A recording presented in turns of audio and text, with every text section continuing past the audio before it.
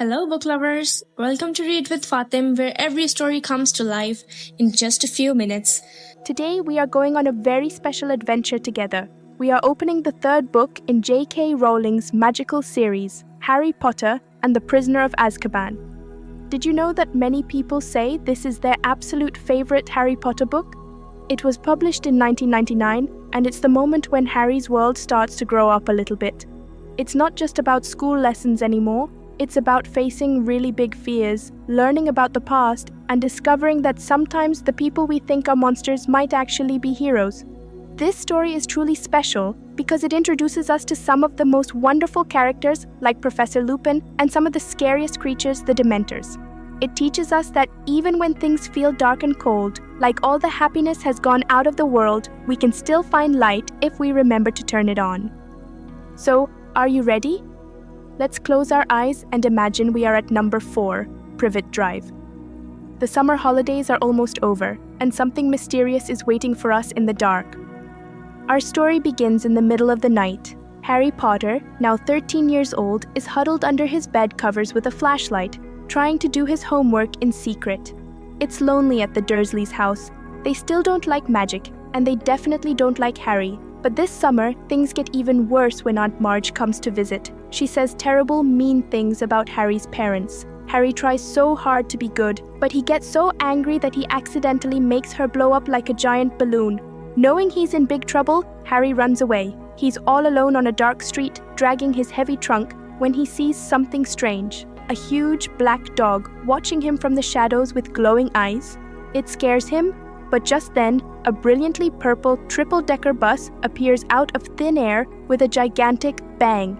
This is the Night Bus, emergency transport for stranded witches and wizards. It's a wild, bumpy ride where beds slide all over the place, but it gets Harry safely to London. To Harry's surprise, he isn't expelled for using magic.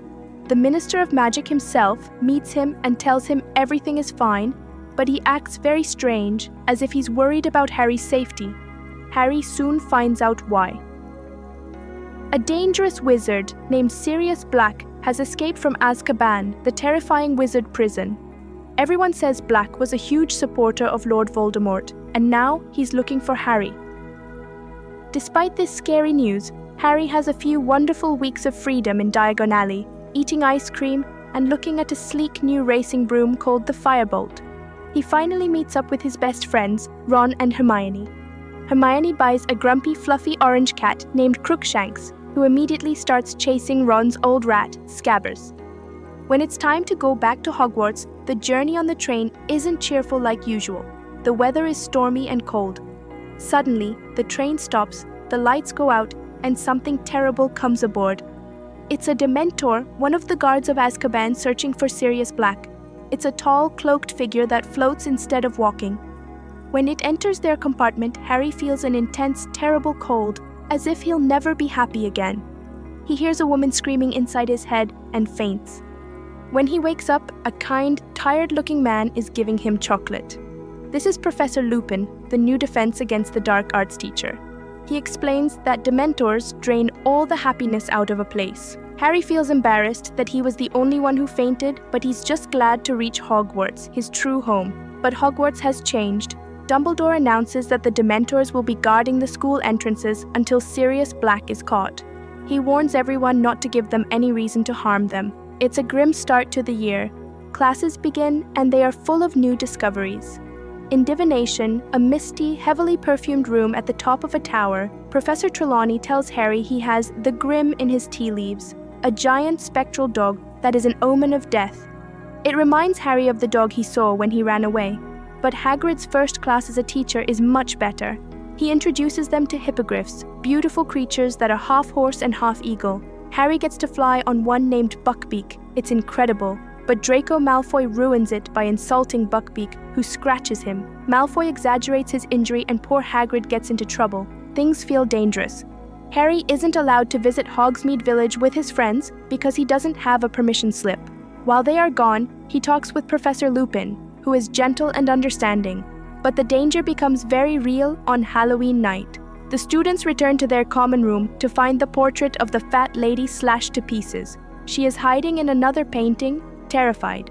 She tells Dumbledore that Sirius Black is inside the castle. He had been right there, trying to get in. The whole school has to sleep in the Great Hall while the teachers search, but Black is gone. The castle goes into lockdown. Harry is watched everywhere he goes, which makes him feel trapped. The weather gets worse as the Quidditch match approaches, turning into a fierce thunderstorm. During the game, Harry is soaked and can barely see. High in the air, he sees that giant black dog again, silhouetted against the sky. Distracted, he doesn't see the horde of Dementors swarming onto the pitch below. The freezing cold hits him, the screaming fills his ears, and he falls hundreds of feet from his broom. He wakes up in the hospital wing, luckily saved by Dumbledore's magic. But there's heartbreaking news. His beloved Nimbus 2000 broomstick blew into the Whomping Willow tree and was smashed to bits. Harry is devastated. It feels like he's lost one of his best friends. Professor Lupin promises to teach Harry how to fight the Dementors. He explains that Harry fears fear itself, which is very wise. He teaches Harry the Patronus Charm, very advanced magic that creates a guardian of pure light. It's incredibly hard because Harry has to think of a genuinely happy memory, and lately, those are hard to find. Christmas brings a wonderful surprise. Fred and George Weasley feel sorry that Harry can't go to Hogsmeade, so they give him the Marauder's map. It's a magical piece of parchment that shows every inch of Hogwarts and everyone moving around in it. It was made by 4 mysterious people: Moony, Wormtail, Padfoot, and Prongs. Using the map and his invisibility cloak, Harry sneaks into Hogsmeade. It's so exciting to finally see the sweet shop, Honeydukes, and to be with his friends.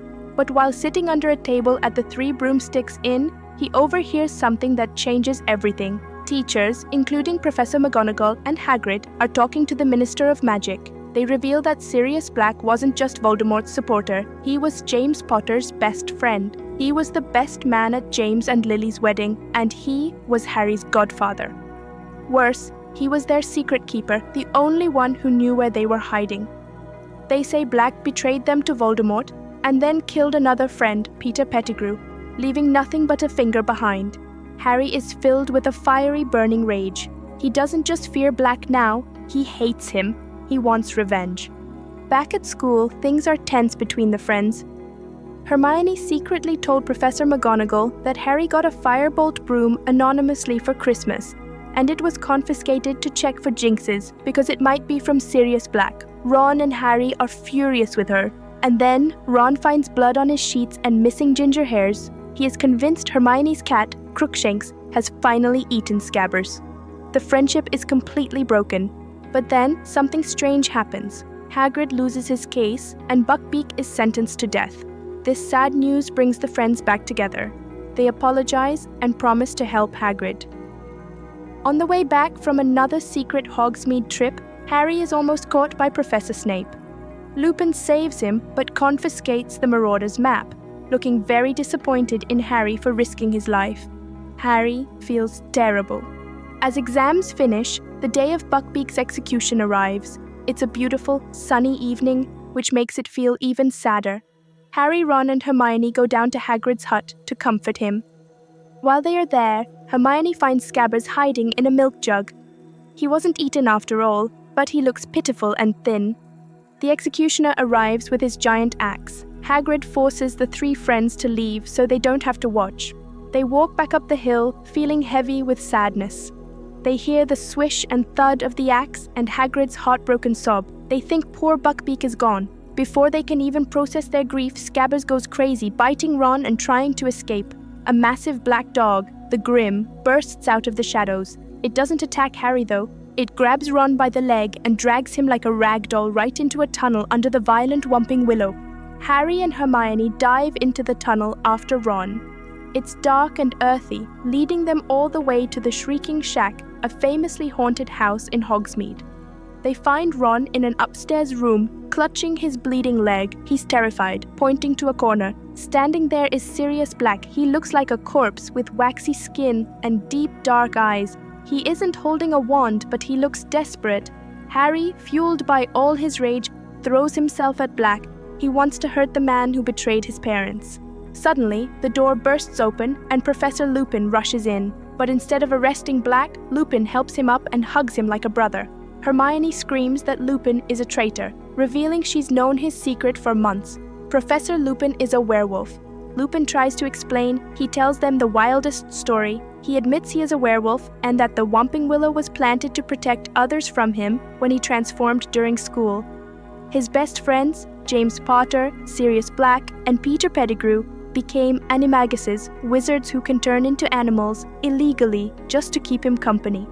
James was a stag, Prongs, Sirius was a dog, Padfoot, and Peter was a rat, Wormtail. Lupin says that Scabbers isn't a normal rat. He is Peter Pettigrew. He cut off his own finger, faked his death, and framed Sirius for it all those years ago. He's been hiding with the Weasleys ever since, waiting for news of Voldemort. It's so hard to believe, but then Professor Snape appears from under Harry's invisibility cloak. He had followed Lupin using the Marauder's map. He is gleeful, ready to unwavering hand Sirius and Lupin over to the Dementors. Harry, desperate to know the whole truth, makes a huge choice. He and his friends all disarm Snape at the same time, knocking him unconscious. Now they have to prove the truth. Lupin and Sirius force Scabbers to transform. The small grey rat grows and twists until a short, watery-eyed man is standing there. It's Peter Pettigrew. He is cowardly, begging everyone for mercy. He admits he betrayed Lily and James because he was scared of Voldemort. Everything changes for Harry in this moment. Sirius wasn't the villain, he was the loyal friend who suffered in prison for 12 years for a crime he didn't commit. Sirius looks at Harry nervously and asks if, once his name is cleared, Harry would like to come and live with him. Harry can hardly breathe. It's the happiest thought he's ever had. He might finally leave the Dursleys. They tie Pettigrew up and start heading back to the castle through the tunnel. It feels like a happy ending is finally coming. Sirius is free, Pettigrew is caught, and Ron's leg will be healed. But as they crawl out of the tunnel, the clouds break. The full bright moon shines down on them. Lupin hadn't taken his Wolfsbane potion tonight because he was so distracted by the map. He freezes, his limbs beginning to shake and stretch horribly. He transforms into a monstrous werewolf right in front of them. Sirius turns into the giant dog to protect the kids, fighting the werewolf viciously. In the chaos, Pettigrew transforms back into a rat and escapes into the night. The werewolf runs into the forest, but Sirius is badly hurt. He crawls towards the lake, turning back into a human. Suddenly the air goes freezing cold. Hundreds of Dementors are gliding towards them across the black water. They have come for Sirius. Harry tries to cast a Patronus, but he's too terrified. He sees Sirius faint, his soul almost being sucked out by the Dementors. Harry falls too, weak and dizzy. Just before he passes out, he sees a bright silver animal, a stag, gallop across the water and chase the Dementors away. He thinks he sees someone standing on the other bank, someone who looks just like his father. Harry wakes up in the hospital wing. It's chaos. Fudge, the Minister of Magic, and Snape are there. They think Sirius befuddled the kids' minds. They've captured Sirius and locked him in a high tower, and the Dementors are coming any minute to perform the kiss, to suck out his soul, which is worse than death. Harry and Hermione try desperately to tell the truth, but no one listens, except Dumbledore. But Dumbledore says he has no power to override the minister. He looks at Hermione and says a very strange thing. More than one innocent life may be spared tonight, and tells her 3 turns should do it.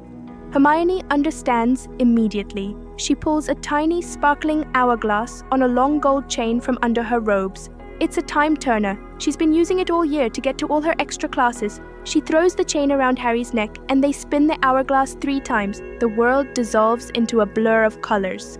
When they stop, they are still in the entrance hall, but the sun is shining again.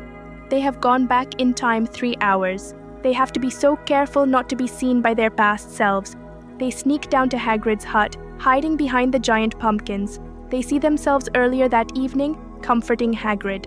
When the executioner arrives, they wait until their past selves leave, and then Harry unties Buckbeak. They lead the hippogriff into the forest, saving him just in time. The executioner finds only an empty patch of ground and angrily swings his axe into a fence. That was the thud they had heard. Now they have to wait. It's strange and scary to watch the night repeat itself from the shadows. They see Lupin transform. They see Sirius fight him. They race to the edge of the lake and watch the Dementors attacking their past selves and Sirius. Harry is waiting for his father to arrive and cast that powerful Patronus. But no one comes. The Dementors are getting closer to his past self. Suddenly, Harry realizes the truth. It wasn't his father he saw, it was himself. He had seen himself across the lake. Harry jumps out from his hiding place filled with confidence because he already knows he can do it. He yells, "Expecto Patronum!" A massive, brilliant silver stag bursts from his wand. It charges the Dementors, scattering them with its warm, blinding light. They have one last thing to do. They fly Buckbeak up to the dark tower where Sirius is locked up. Sirius is amazed to see them. He climbs onto Buckbeak's back. He thanks Harry, telling him he is truly his father's son, and flies off into the night sky, free at last. Harry and Hermione race back to the hospital wing just seconds before their past selves disappear from using the time turner. They did it! The school year ends quietly. Lupin resigns because parents won't want a werewolf teaching their children, which makes Harry very sad. But he gets a letter from Sirius. Sirius tells him that he's safe, and he was the one who sent the firebolt. He also gives Harry a signed permission slip for Hogsmeade. Even though Pettigrew escaped and Voldemort might return, Harry feels different now. He knows he has a godfather out there who loves him. He's not as alone as he was before. What a journey that was.